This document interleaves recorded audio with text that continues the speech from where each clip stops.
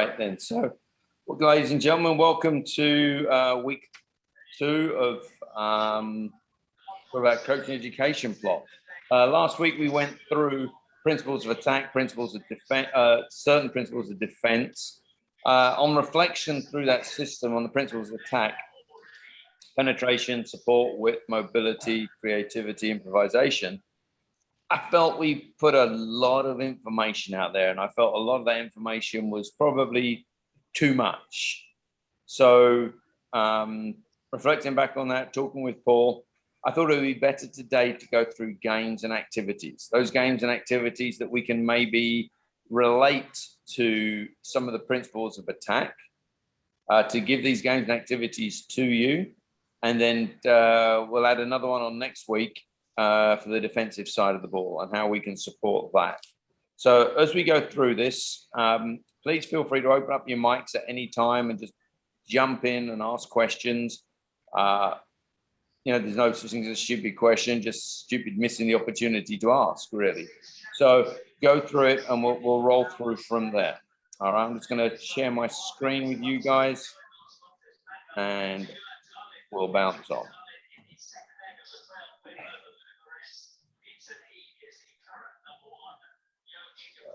Okay, so today then, where I'd like to take you today, listening to you last week, I'd like to give out games to improve speed and transition. So a lot of you are talking about how do we create more space? How do we attack more space? Certain players of mine are struggling to do what I'm challenging them with. All right. So what I thought I'd do is teach about the attacking side of it through a little bit through the pillar of transition, but through ideas of attacking. So why do we want this speed? Why do we want this transition? A lot of information on these slides. You'll get all these slides through Paul, or I'll send them all to you through a PDF. But speed of team, speed of individual. If we can create that speed of team, speed of individual, we'll also create speed of thought. So by creating speed of thought, that's going to come at different levels at different ages. This is why a lot of the reasons we have these athletic development plans. I can't expect a 6-year-old to think at the same speed as a 9-year-old. That 9-year-old has got 3 more years on the planet. That's half the age of the 6-year-old again.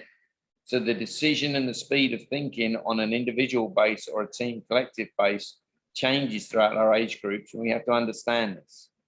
Our speed of thought, speed of execution. So that speed of execution, we spoke about this last week, is the opposite side of choice. To every decision that player has to make, do I attack space? There's a choice. It might be binary. It might be yes. It might be no. But after that, there's the actual execution. Were they successful in choice? Great. Celebrate it. Were they successful in the execution of their choice? Great. Celebrate it. Were they successful in choice? Yes. Did they then execute the correct space, or did they run into pressure? No. Maybe that's now a coaching moment. So there's 2 decisions, 2 actions, or two actions from every decision. The choice we take and the execution of that choice. Chances are if we take the wrong choice, we'll get the wrong execution, or it'll lead to a different thought. All right. Movement we spoke about last week, being on the ball for about 2 minutes in a game. The rest of the time is off the ball, working through space. Now, when a team starts to understand transition, starts to understand attacking, starts to understand space, they're going to become dependent upon, they're going to become autonomous through this. And it's going to become far more automatic for them. And then if we train it correctly through the game, and we train these decisions through little games, then these decisions and actions will show up in the bigger game, or we can reflect to the 1v1 game we played on Tuesday with the player on Saturday when they choose not to attack space. Okay. So what are we looking at? Transition. We should all understand that transition is the moment when either the ball has just been won or just been lost. If it's just been won, we're now the attacking team. If it's just been lost, we press to defend. Attacking we went through last week, defense we'll go through next week. But if we've just won the ball, what is our role if we've just won the ball? It's to penetrate and attack space. What is our role if we've just lost the ball? Our role would be to pressure the ball to try and win it back. And this moment of transition is possibly a no man's land, but it's a big moment. If we're not in attack,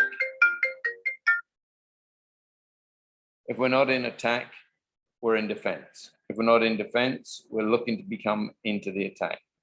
So transition becomes a big area that we have to focus through. Little bullet point at the bottom of that moment of transition, it's not only the player's eyes and ears, but their nose. What does the player know or understand? If we've had them in training, we can put them in the game.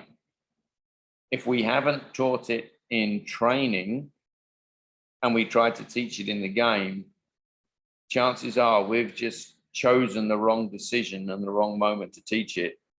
And our execution of it and understanding of it will be incorrect, trying to get that message over to the players. All right. So Jose Mourinho, that famous guy that's 58, had his 1000th game yesterday, I believe.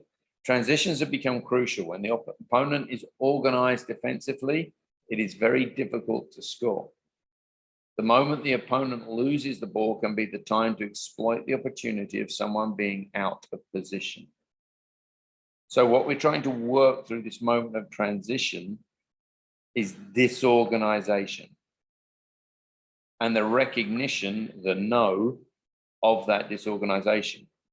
Is one player out of shape? Are two players out of shape? Do I have a 2v1 available in this moment to attack?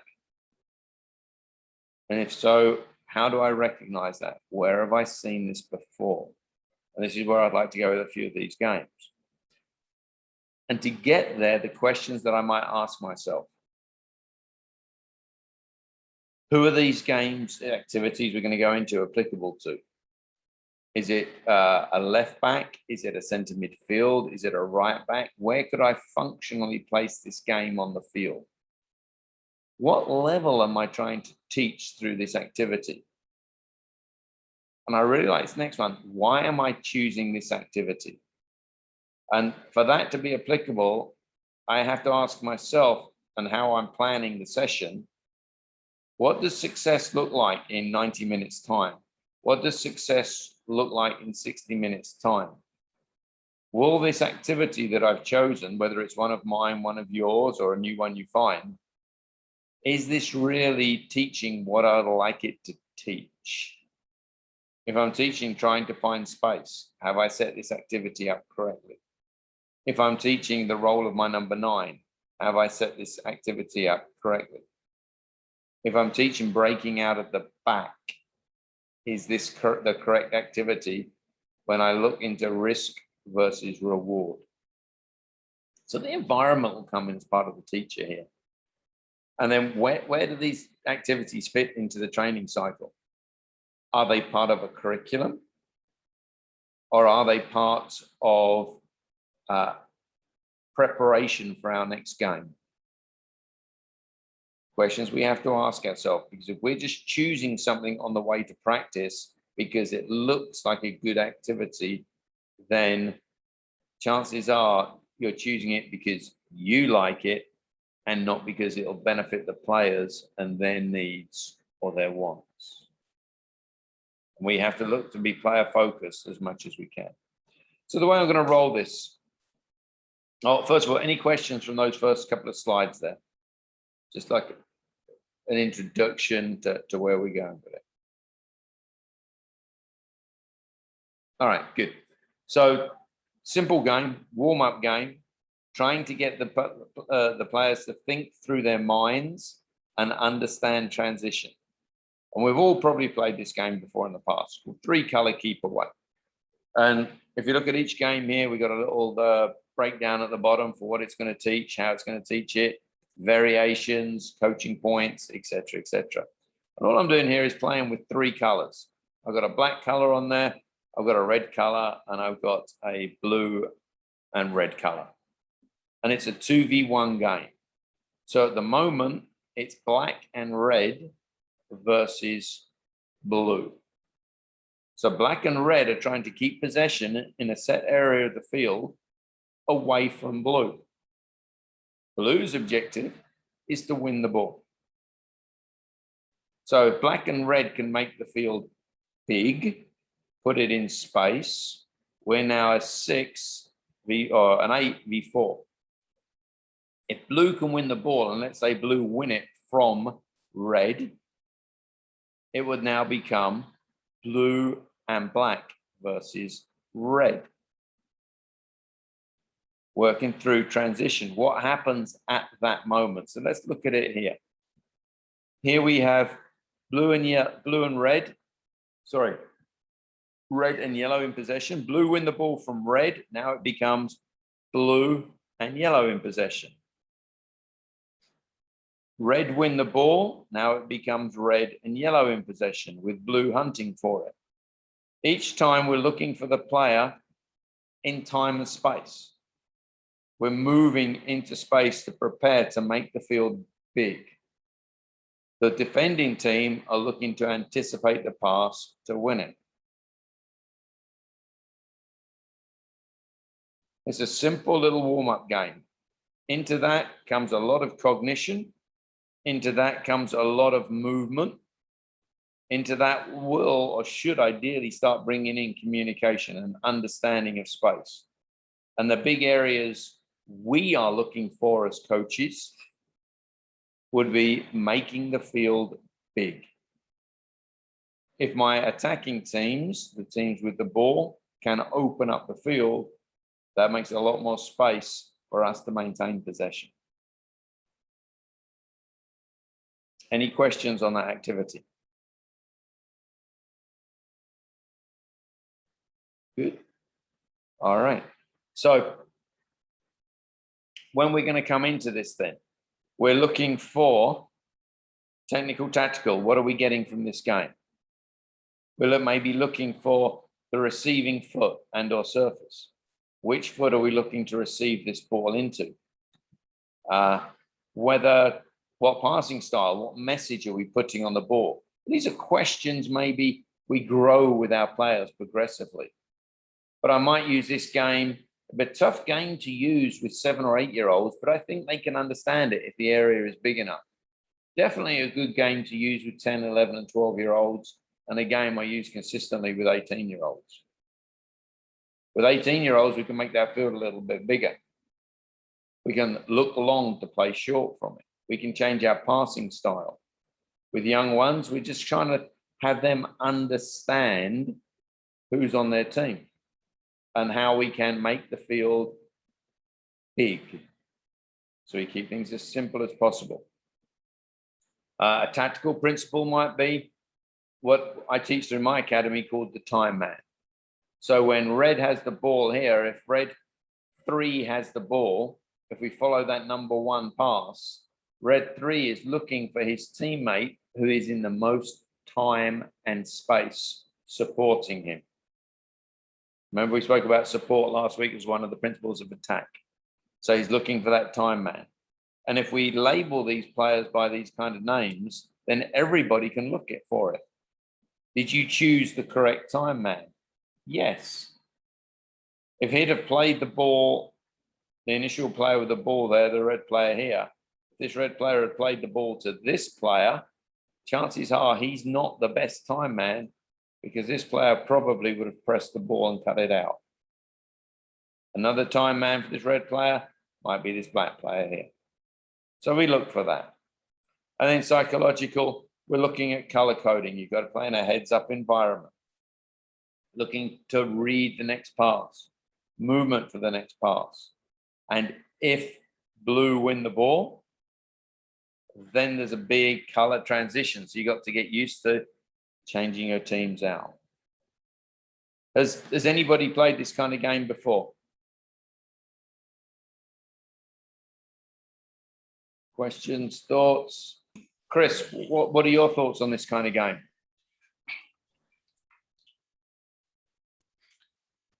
I mean, I've certainly played it not with actually three teams, but I've not the same kind of exactly the same game, but I've tried to play a game similar where you play to the same color when you get the ball, so you're just trying to keep it's a similar game, but not quite. I tried it with and I found one of the problems was if we're talking about transition, was recognizing when it changes over quickly, it becomes quite difficult for the boys to understand which players are on their team. Do you know what I mean? Because if it switches from red to blue and then it quickly goes from blue to black, then you've got to be pretty sharp to understand which players are on your team. So yeah, I really do agree with that. Because then this becomes a strong problem for them to problem solve. They've got to, like you use the word recognize, they have to recognize who's on their team very, very quickly. And if we start off with a very cognitive based game, mental based game, that's setting the standard for the rest of the session. They know they've got to be thinking. They're not getting away with it. And so then for them to recognize it, we're now getting growth. And you know what? It's not gonna go perfectly. There'll be a little frustration out there. And they might not be able to make their decisions quick enough. But within the space of 9 minutes, 10 minutes, their decisions will grow and their speed will grow and their success will grow if we're patient with them. And what would you do, Neil, if that game was not working in the size of the pitch that you'd set up at first? Would you increase the size of the pitch? So there's a great question, size of fields. Our size of the field dictates the success or the pressure of the game. So here I'm using 12 players in half a field. That's probably a little bit of a big space. Ideally, when we set up fields, we have a 10 by 10 grid per attacking player. So if I'm playing 2v2, I might be on a 20 by 10 rectangle. We play in a rectangle. If I'm playing 3v2, I might be on a 30 by 20. If I'm playing 3v3, again, 30 by 20. It's kind of discovery to the size of your field. If I'm playing this game and I want really fast, quick, high-speed thinking and short, sharp, one-touch, two-touch passing, I might play this in a 20 by 40, just a little bit bigger in the 18-yard box. So, in my opinion, please. Sorry, no, it's Chris here. No, if it's breaking down for me, I may not choose to increase the size of the pitch, but certainly reduce the number of players per team, right? Well, and give them unlimited. Why would you take players out?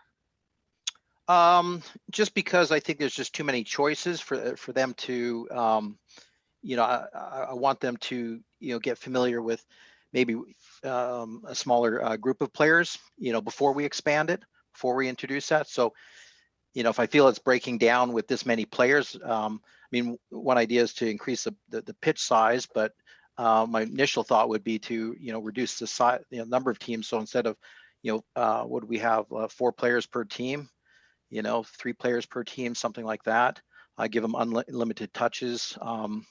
Sometimes when we, say it's just, 1 touch, 2 touch, if they don't have the technical skills to execute, that breaks down the game too. If they haven't got the technical skills to execute it, chances are I'm not going to put a constraint on them. Right, definitely. Play.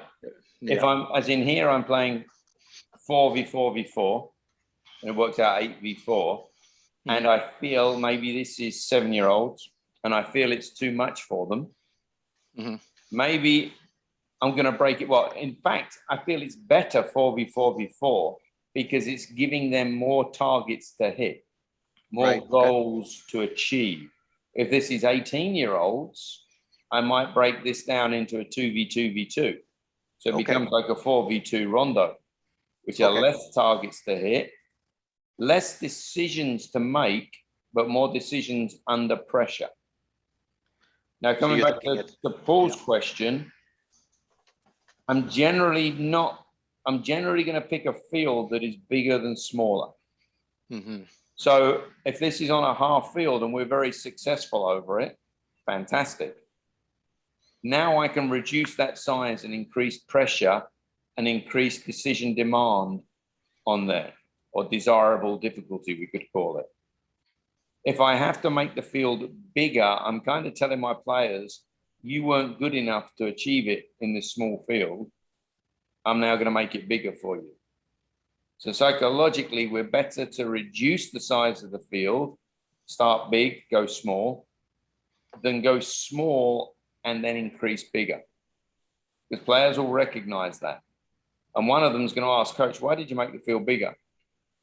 Now you got to tell them the truth because they'll see straight through you. So it's either your planning was incorrect or you didn't trust your players to succeed in the given space that you chose. Yeah, very good points put out by Chris there, and good question of thought process from Paul. Nice. Hopefully that secured that. Move on to another simple game then. 1v1 fast break attack. I imagine you guys have done this many times. Really good game to create transition. Really good game for all age groups. Play this through. I can get 5-year-olds playing this. I'll agree with you. It takes me two weeks to get them competent in it. And I don't play it for 60 minutes on end. It's maybe a 10-minute game for them, 15-minute game with challenges of scoring. I use pug goals a lot. I could use full side goals if I'm using young players. Chances are we're not using goalkeepers at all. So I'll work it with constraints. If you score a goal, it's a point. If blue score a goal, it's a point to blue. If red miss the goal, it's a point to blue. So now it puts an accountability on your shot and your focus. If you're giving away points because you're missing, that's not good for your team. You're not focused. You might focus on your choice to shoot, but not on your choice to execute that shot because you're just kicking it versus finishing it. Big difference. We spoke about that last week. I've chosen here a 25 by 15 grid. Quite a big grid, a little bit too big for 6, 7, 8, 9-year-olds. I'd like to drop this down maybe to a 20 by 10 for that age. And because I want that pressure of demand, I might stick to 20 by 10 for the older age as well. We call this fast break counter attack. So what happens here, quick description of the picture, is red will dribble out and take on a blue player. Red will beat the blue player. And as soon as they shoot, coming from numbers 3 to number 4, red immediately transition to become a defender. And blue, on the release of the shot, it's the visual cue of transition to become the new attacker. What the blue attack? There isn't a defender there, so you're not going to run at the defender. You're going to run at space.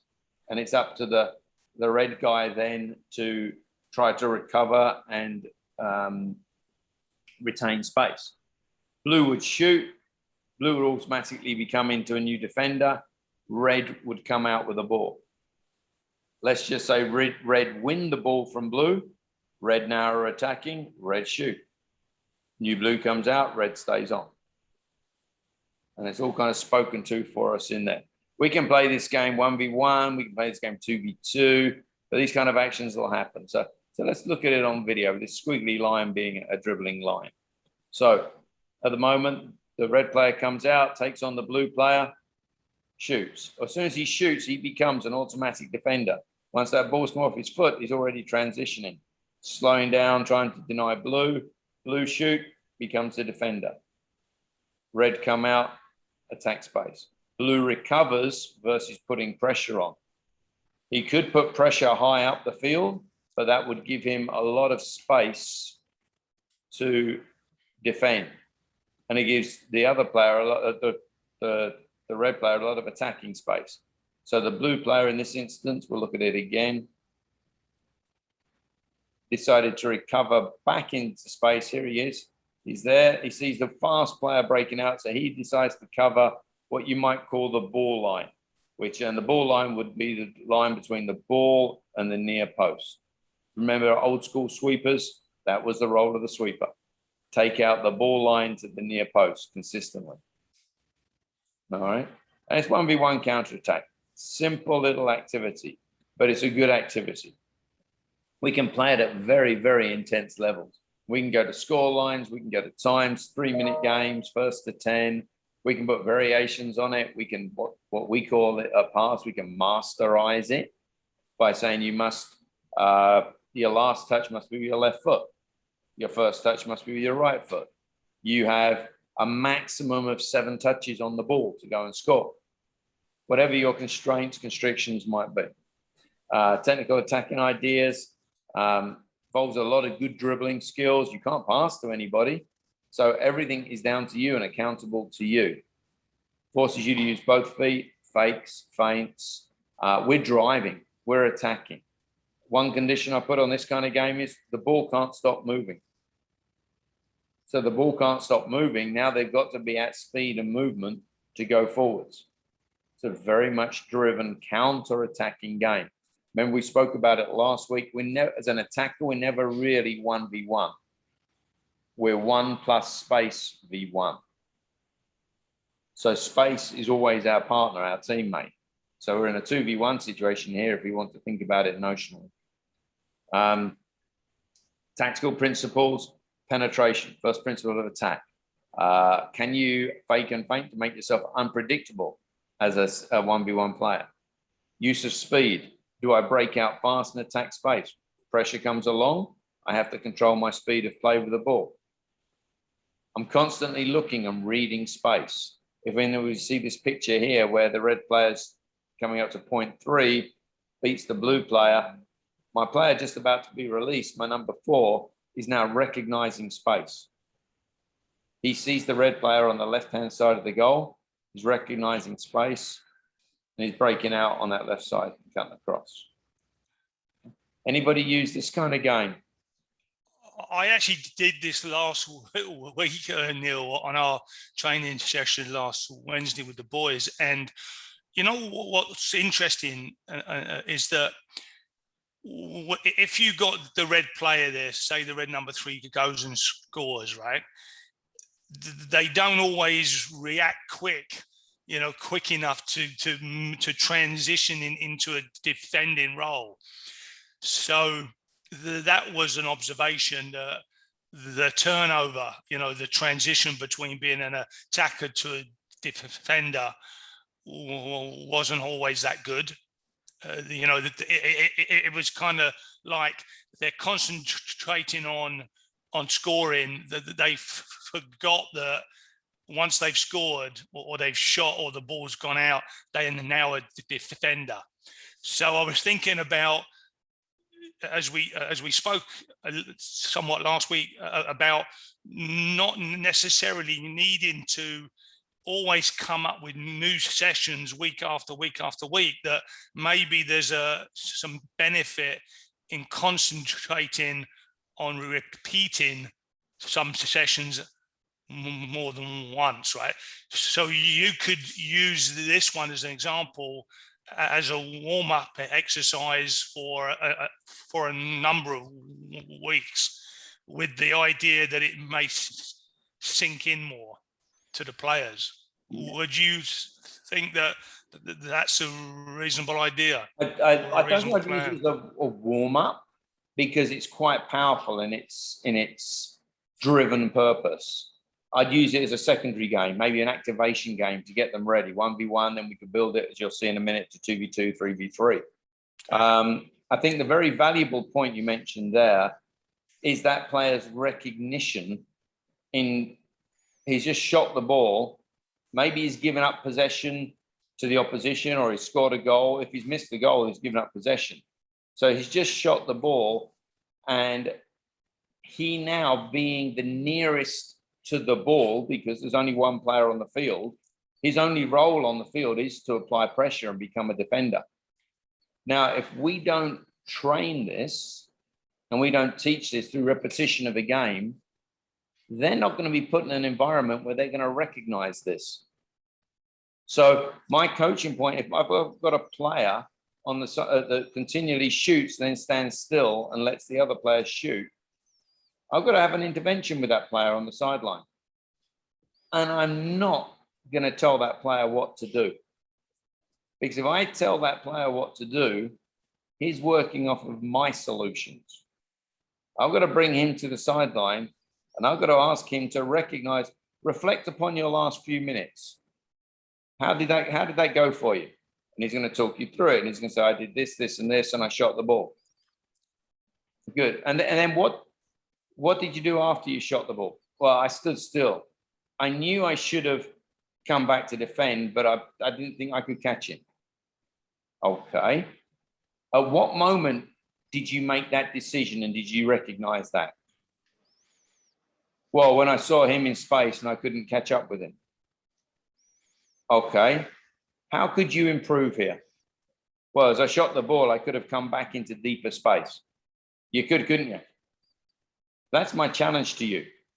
And I'm watching you specifically for the next 3 minutes on how you're going to recover back into that depth of space.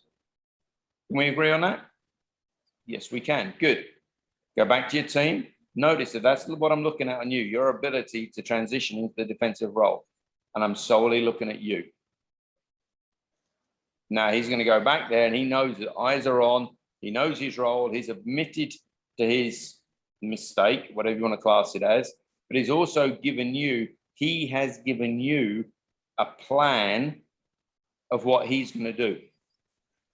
So now he's accountable to that plan. If he doesn't do it, you can hold him accountable to that plan.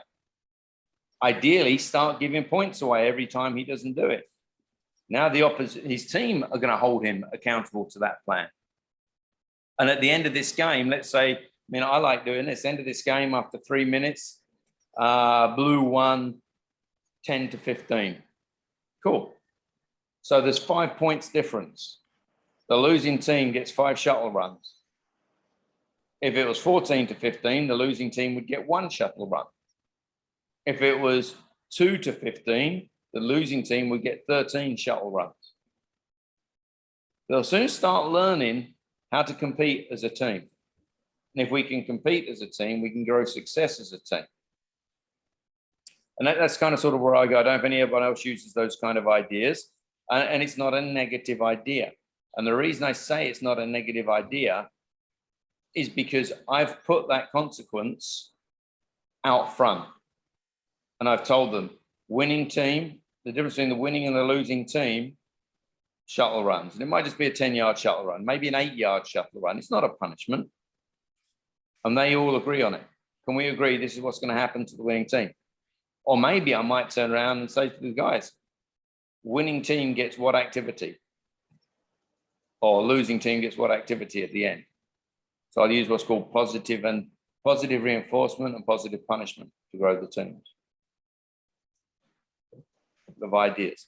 We'll probably get through a couple more, then I'll leave the rest with you. But 2v2 to 2v1 overload, fast break counterattack. Says played in the same system as before, fast break counterattack. The cue of the shot releases the next team. But this is in the style of an overload now. If we think about it, any form of counterattack is an overload. It doesn't just mean you've got 11 players on the field and we counter with 11. No, 2v1 is a counterattack. 3v2 is a counterattack. 3v1 is a counterattack. So if we're asking our players to do it, are we training our players to do it? And these overloads will happen through the moment of transition and the disorganization of the opposition. So in this game here, as we look at this game, we'll follow the numbers. We have 2 defenders on the field here, blue and blue, and we have 2 attackers. One's come out with the ball and his teammates come out with the ball at the same time. This player here has passed it to this player. This player now dribbles. This player's making the outside run. He passes, and this player here inside the circle shoots. As soon as he shoots, he has to run around the goal. Delay, recovery of time. But also, as soon as he shoots, that now releases this blue and this blue. And these two blues will now come on the field, and they will be defended by one red player, being this player here, until his teammate can recover back. So he's got to deny, delay, principles of defense, we'll talk about it next week, deny and delay, slow down the attack so that his other player can recover. These two blues in transition have got to try and take advantage of the single attacker, single defender. So you got two attackers on one.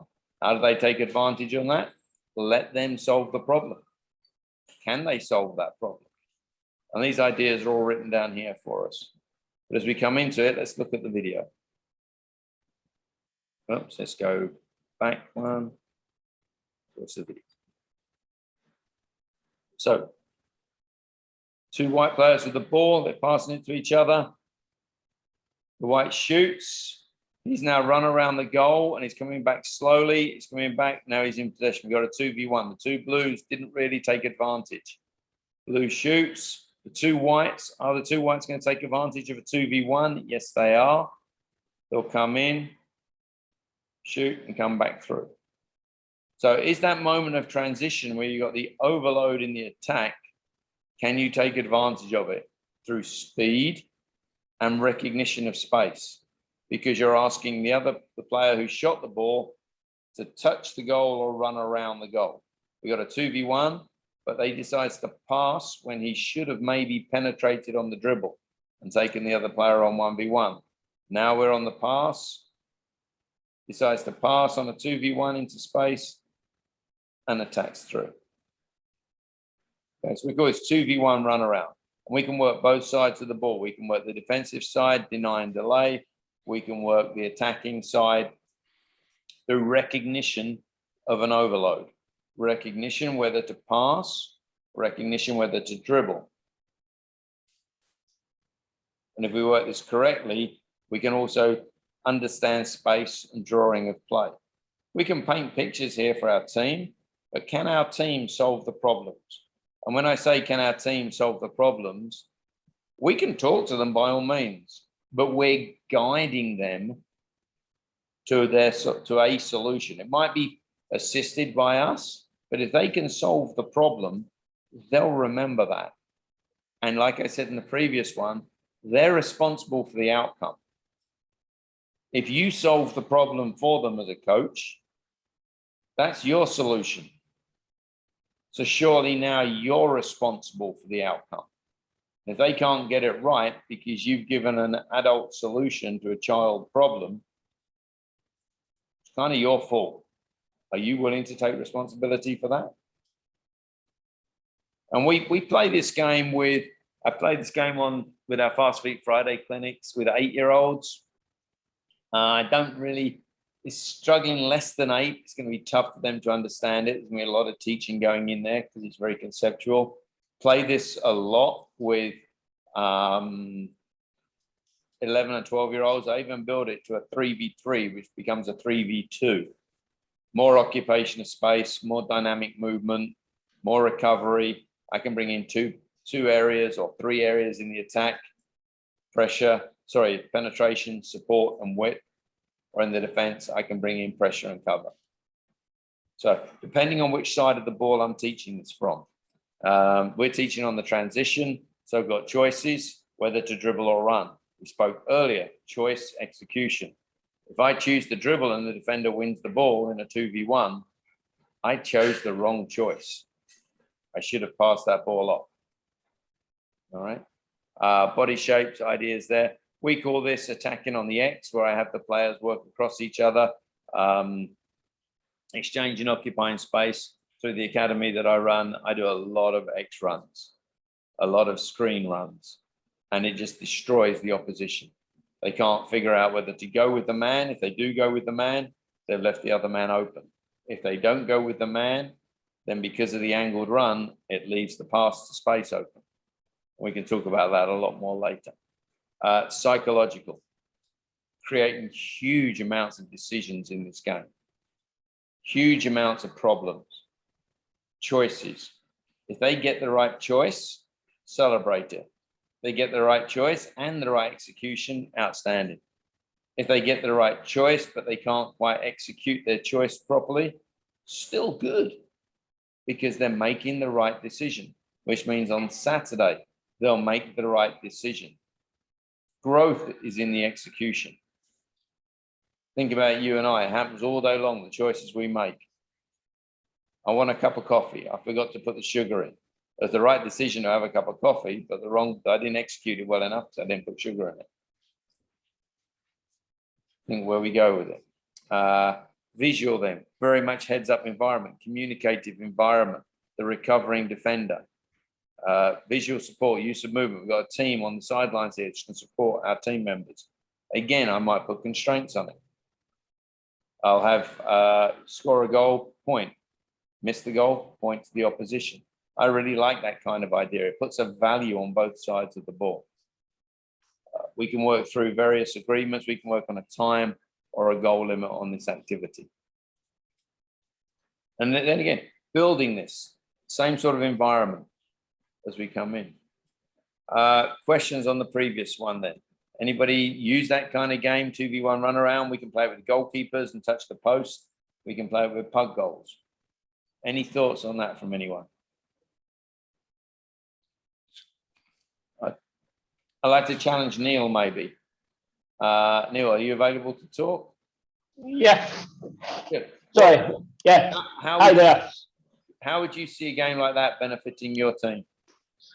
Well, like just now, like last year, I coached really young ones, so we'd not be appropriate. But before, I was coaching 9, 10-year-olds. We did play something very similar to that. Did 2v1s all the time. Maybe not bringing the other player around the goal, but kept it relatively simple with maybe 2 defenders, 2 attackers behind 1 goal and 1 defender at the other goal. Did a 2v1 situation and just recycled really. But I do like the thought about having the extra player chasing as well to try and even the numbers up.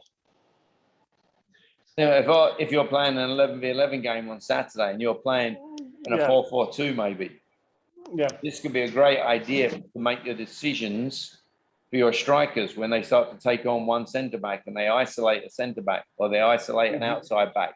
What decisions do you want to make them have in a game? We can produce these decisions through this game here, because you know you've only got, if you isolate a centre back or a left back, you've only got that isolation moment for maybe a second or 2. So you got to learn to make those decisions quickly. And in this game, the same thing will happen, because the recovering defender will change your decision, your choice, your speed of choice process through transition. But again, just a question, Neil. If you do that kind of an exercise, and this question would apply to all the exercises, you know, really. And let's say it's not going as you would want it to go, or players are not quite executing or really are understanding what we're trying to do. Would you stop the exercise and try and explain again what we're trying to achieve with the exercise? What are your thoughts around how to deal with a scenario when it's just not working? And maybe it's because of the way you've explained it. Maybe the players are just not understanding it. What are your thoughts around that? Great question. And I think it's not a case of the activity not working. It's a case, and you use the word explained it. I think it's a case of how you set it up and the way you showed it to your team. Don't tell me, show me. You don't want to listen to my voice, but you like the pictures and you like the videos. Your players don't want to listen to your voice. So I think it's our understanding of the game and being proactive in showing them what the game looks like. We can show them through these kind of videos before the game even starts. What I like to do is as we set up this game, I'll explain what this game looks like. And it's, what is the idea of this game? It's a 2v1 counter-attacking game. Okay, guys, this is what we're going to do. Red, walk out with the ball at your feet and go and score. Good. As this player scores, his role now is to run around the goal. If he doesn't run around the goal, blue will get an extra point. As he runs around the goal, blue will now break out in a 2v1. Red guy who scored, go and stand behind the goal. Blues walk out in a 2v1 with the ball. So what I'm doing is I'm painting the picture on the field slowly, because I believe this 60 seconds of painting the picture on the field slowly is an investment to the next 10 minutes. And coming into what you said earlier, we don't need thousands of games. We need a few games that will teach many things. Once I've explained this game to them and I've spent that investment of time demonstrating and modeling this game, slow speed, they're going to understand it. And then I'll go from the walking pace to a jogging pace. After they get the game on the jogging pace and they understand 2v1 run around, I'll then go to the game. And now they know this game as 2v1 run around. So now I can say, okay, guys, we're going to play 2v1 run around, but I'm focusing now on the defensive player. Now, if I have one player in this game who is just, he's a Rodney Trotter, all right? He's just out there and he hasn't got a clue what's going on, but everybody else is managing it. I'm just going to bring him out to me on the sideline and I'm going to sit down and I'm going to watch like I'm looking on TV and I'm going to explain to him what's happening on the field. And then I'm going to ask him to explain it back to me. So he's had to listen to put it on the field. And I said, okay, I'm going to watch you now for the next 60 seconds. I noticed that you didn't transition to run around. You need to run around that goal. Can you do that for me? Yes, I can, coach. Thanks for explaining that to me, coach. I can do that. I know I can. He'll go back out there. So I'm not going to stop the whole game for one person. I'm not going to stop any activity for one person or even two people. I'll just bring them out and let the players try and solve the problems. If players, I might stop the game and say players aren't running around the goal. Okay, the next player if you don't run around the goal, your score line goes back to 0. They're going to understand that. So now the team are going to reinforce the player to get around the goal, get around the goal. Even if he makes a bad choice and he doesn't run around the goal, but the team shout at him to run around the goal, now he can change his decision, change his choice, change his execution. No problem in that, because that's giving a time advantage to the opposition on a 2v1. But now they're self-learning and self-solving problems. Does that answer your question there, Yep. Paul? Yep. Give you It sort does. of Thank you. ideas on how to do it? I think Yep. all these games are an investment for the future. Hey, This- Neil, Please, Chris, go. sorry to interrupt. Just quick question. How much value do you put in visuals, whiteboarding or showing videos, or do you think that just as you mentioned, just showing the practical application through just moving on the field is a better way of connecting the explanation to the players? Like, do you use much in the way of visual aids or using videos in some of your teaching? When I'm teaching new things, yes, totally. When I'm teaching success, I video a lot through my phone, my camera, but I'll only use it to show success. I'm not going to use it to show what they're doing wrong, because one, I'm now shaming somebody. Two, I'm on the negative side of it. Once my mindset gets negative, I'm only looking for negative. 62% of what we say is negative, and they're not being out there to be told what they're doing wrong. So when we get a really good action, let's say we go back to Paul's scenario and the team just isn't getting it. But last week, and these are like 9-year-olds, but last week you did this with your 12-year-olds and they got it and they nailed it and they killed it. Now you show them the video of the 12-year-olds nailing it so the 9-year-olds can see where they're going to be going. And they all love to watch a video. That's interesting you say that, because I haven't used that sort of, concept of videotaping, or how I'd sort of incorporate that into some of the instruction. Yeah, I'm telling you, or even after they've done it, I might send them the video after practice. Say, hey guys, this was really good. Look at this moment of transition at minute 1.2 or minute at 40-second marker. Look at that moment of transition. What do you see that we did well in line with our training session tonight? And look at the players that come back to you and ask for it, or answer it, or support it, or grow it. It's how we learn, and we learn over various different methods. I love whiteboards, but I'll use a whiteboard in a different way. I might turn around to the team as I'm teaching the team this with a whiteboard. I might show it on the whiteboard. This is what's going to happen. A moves to B, X moves to O, whatever the picture is. And then I'm going to rub the whiteboard dry. And I'm going to ask for a volunteer to come out and repaint that picture. And now one of the team guys, Johnny, will come out. It's always Johnny, isn't it? Johnny will come out and he'll redraw the picture. Will he get it all right to your specifications? Probably not. Does he get the base understanding of it? Has he been quite ballsy and stepped up to the mark? Yes. Good. Leadership. I'm getting more out of him than just a player. And now the players listen to him. He now becomes a little ninja for you. And you can use him in the future.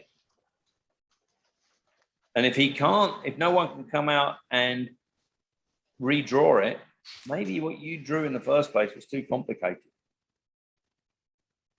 What's your view on that, Neil, for young players like 4, 5, 6-year-olds in terms of visual aids, like whiteboards? Does it work with that age group? I think it's an asset, but you might get a few dinosaurs on there. Right. I think you just got to be very, very, very simple. Remembering some of these 4-year-olds are going into preschool and they're just learning what a triangle is. They're just about learning what a square is. Some of the 4-year-olds don't even know that. So if I'm using 4-year-olds, I'm doing a lot of red light, green lights. I'm doing a lot of sharks and minnows. I'm doing as many playground games as I can, but just adding a ball into it. I'm not looking at direction. I'm not looking at teaching a 4-year-old transition. No, I'm looking at a 4-year-old making the ball their friend, making it into a present. Can you unwrap it? Can you share your present with somebody?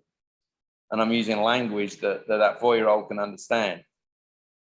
And it might be, I'd like you to make this kind of pass for me. And I might draw a slice of pizza on there, might draw a triangle on there.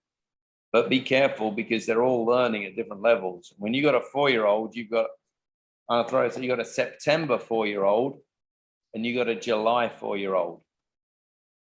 The difference between September and July is the difference between it's a year, it's a quarter of their life. So now that's the difference between a 100-year-old and a 75-year-old. It's the difference between a 50-year-old and a 35-year-old. It's the difference between Ronaldo and Mason Mount. I think one's a 9 coming down to a 3, and one's a 3 going up to a 9. Mm-hmm. So think about that when you're teaching these young ones. I think we can need time for one more. Any other questions on that at all? Okay, I'll finish on this one here, but I'll share the presentation with you, and they all go through these same ideas. But again, this small-sided game transition. Now this is conceptual.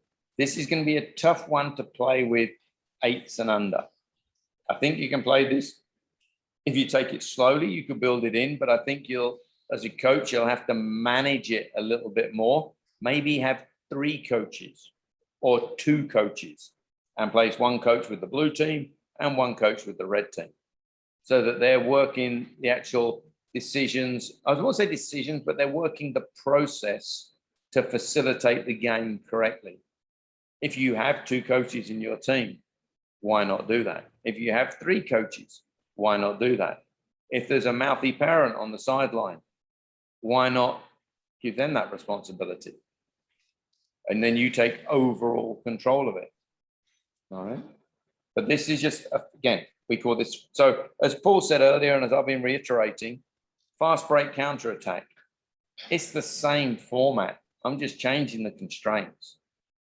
In this, I can use goalkeepers if I wish, or I could use pug goals. I could use 4 pug goals and play it as a 4-goal game. However you see it. But what it is it's a 1v1 game.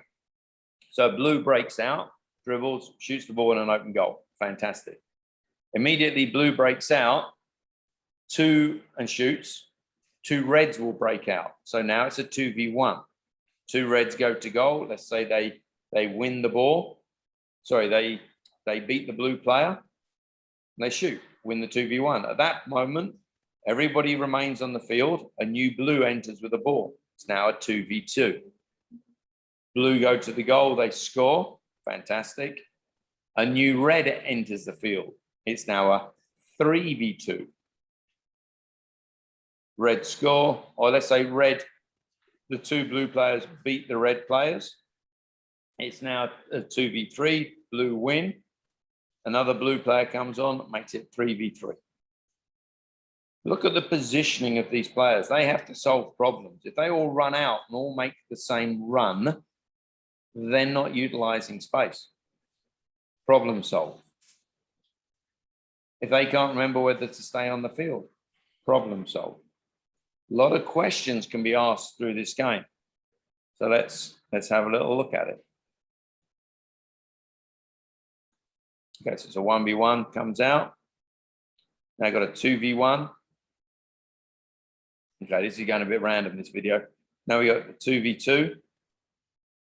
Ball comes out. New blue will be released. We're into a 3v2. Shot, new white comes out. We're onto a 3v3. My video is a bit delayed here. I think my link is a little bit wrong. But what we're working here is an overload. I apologize for the video. I think that my link, my Wi-Fi is a bit slow.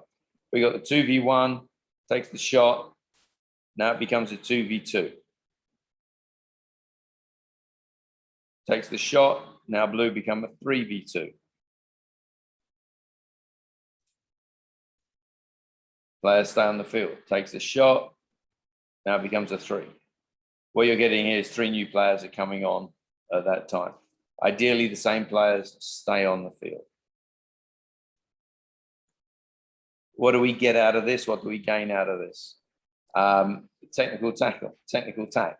So tech leads the tack. In the attack, our players are challenged to technically take on the opposition and beat them. We're in an overload. So we're either in a 1v space, we're in a 1v1, 2v1, 2v2, which is really 3v2 because it's 2 plus space v2. If you think we can open them up and isolate, it'll come to a 3v2. If we can rotate over and beat them in an underload, that's even better. Maybe we reward extra points if the 2 blues beat the 3 reds, or the 1 blue wins the ball off the 2 reds and counters. Maybe that's worth double points. As you might get the theme, I don't want to say everything, but the majority of things I do are linked to competitiveness. So I'm getting this competitive edge on the field. There's always a reward for success. And if I can make my games competitive, well, I can make these things competitive, my players will become competitive and they'll realize that performance mindset counts. And when it comes to the game, I don't want them aggressive because aggressive is an emotion and it's an emotion that you as a coach can't control. You can control the competitiveness of a player and how they see things. And they're aware, they're focused, they're in their zone, they're alert. If they're angry and aggressive, they don't control all their senses or capabilities. So what can we take out of this in the attacking area? We've got penetration, 1 defend, 1 attacker, support, 1+1, mobility, 1+1+1. We got creativity, 3 players on the field, improvisation. So many aspects of principles of attack can be built off of this game.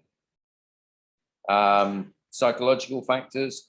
If it's a 3v2, can I isolate space? Can I shoot?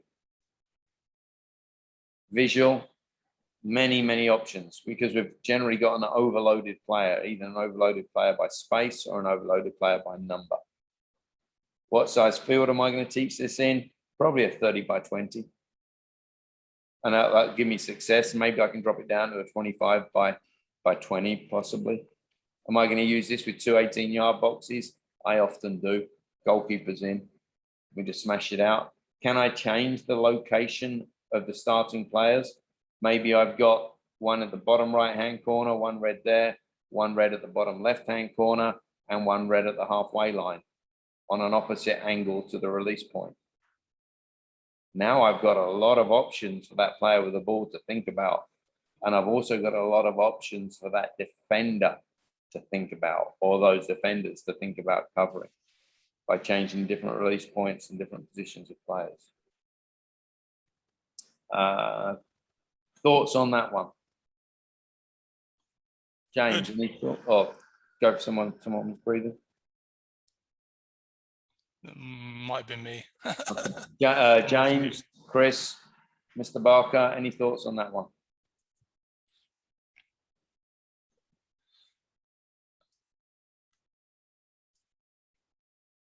Okay, challenge for you.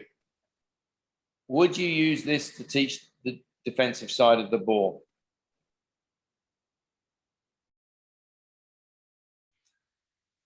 Chris? Are you referring to me or to Smart Chris? Hey, you're talking, mate. I'll call you smarter, Chris. There you go. Could you use this to teach the defensive side of the ball? Yeah, I think. Yeah, I think so. Yeah. So any of these games, great, good. Oh, all right. How would you use it?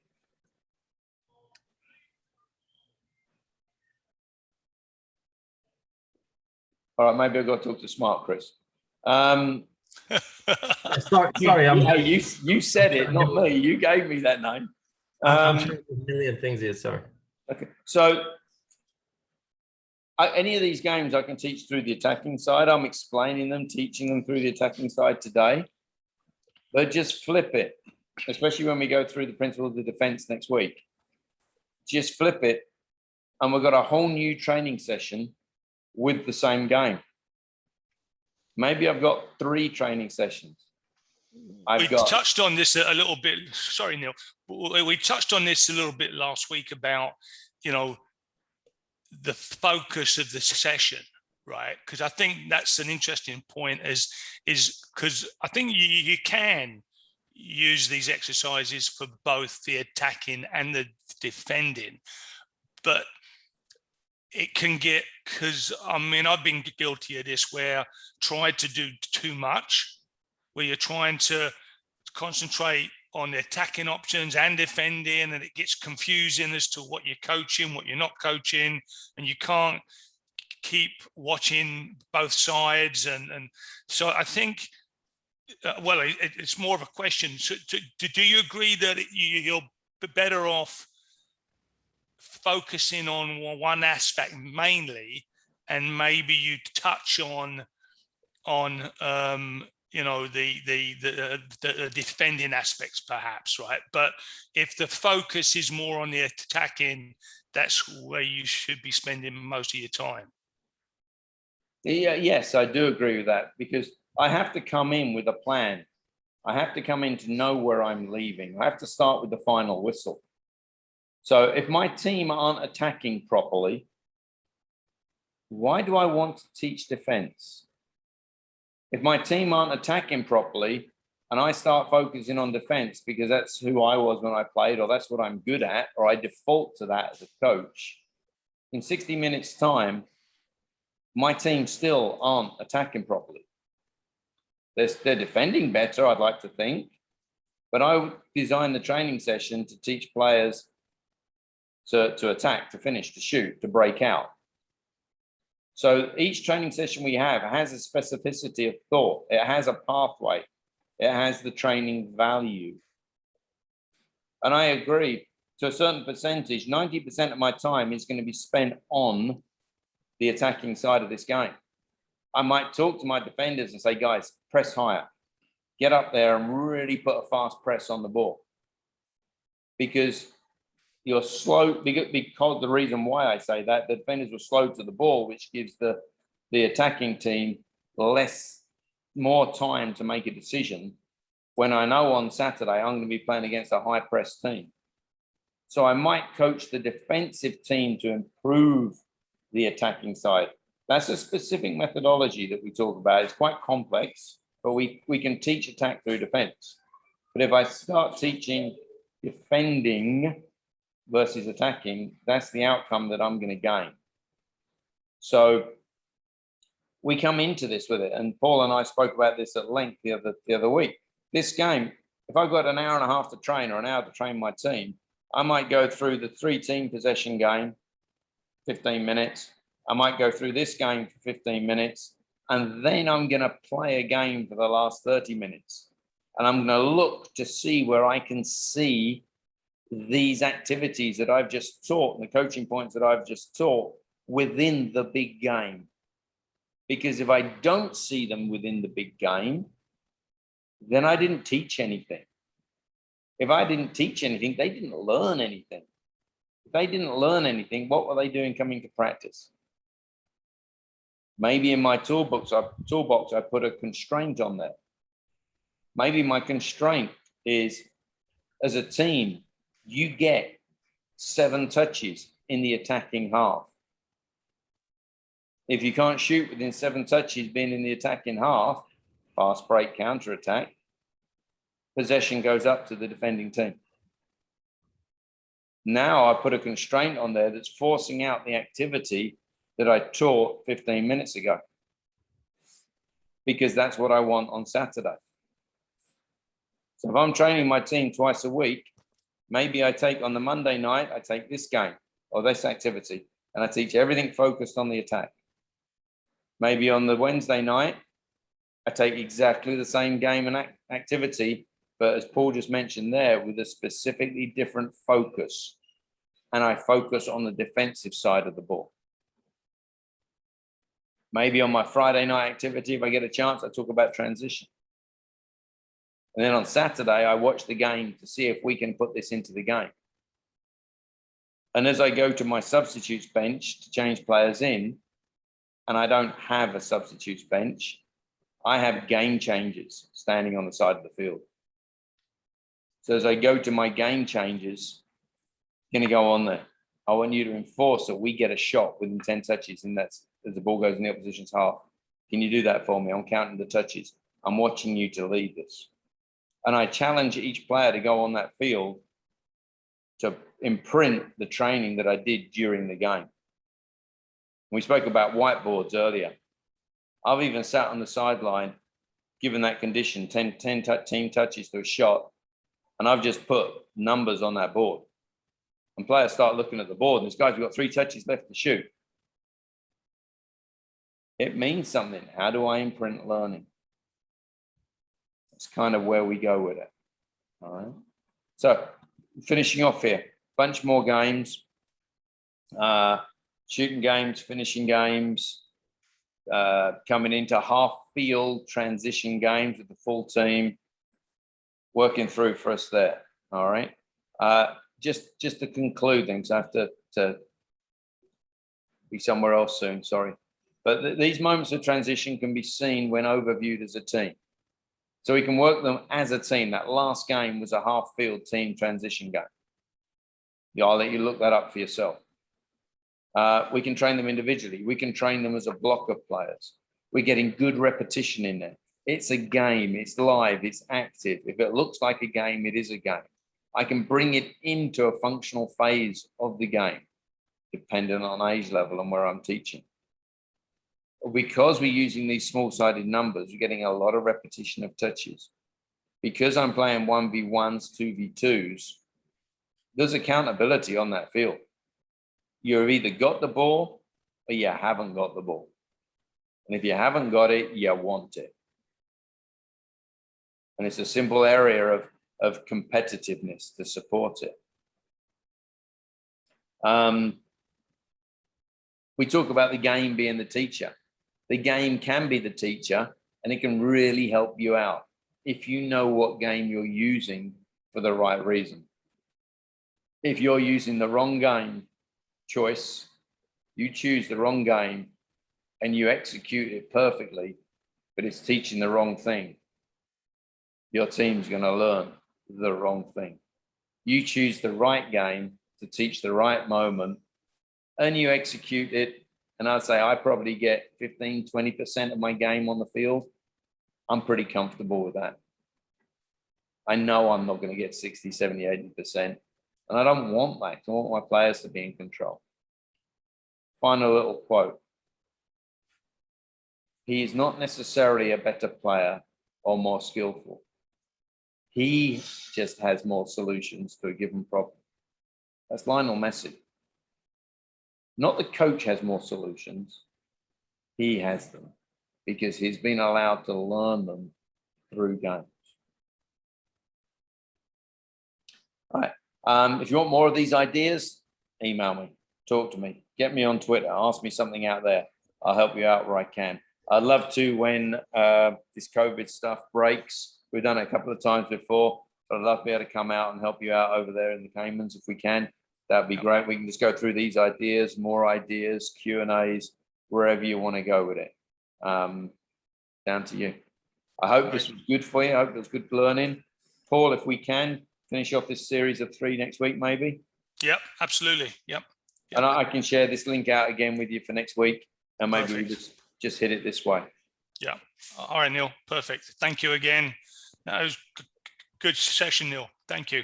All right, cool. And what I'll do with you, Paul, is I'll get this on a link somehow. I'll YouTube link it or something like that. Yep. And you can share it with everybody. Share it around. Yeah. All righty. All right. Thank you, guys and girls. Thanks, everybody. Great. Thank you. See you next week. Appreciate it. Everyone, take care. Bye-bye. Thank you. Thanks. Bye-bye.